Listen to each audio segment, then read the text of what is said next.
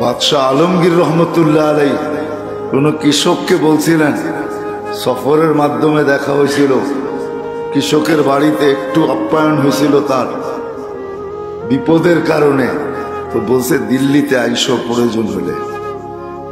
তো আইসা দেখে জিজ্ঞাসা করছে বাদশাহ আলমগীর কোথায়? কয় জামে মসজিদের ভিতরে।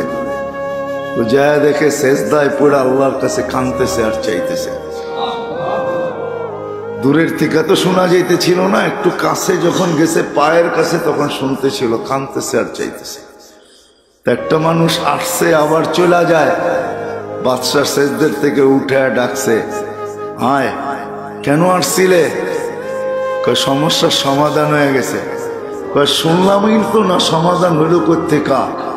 কয় যখন দেখলাম আপনার মতো বাদশাহী আরেকজনের কাছে চোখের পানি জড়ায়া চাইতেছেন, তো আপনার মতো ভিক্ষুকের কাছে কি চাবো? আমিও তো ওনার কাছে চাবো, আমি ডাইরেক্ট ওনার কাছে চাবো।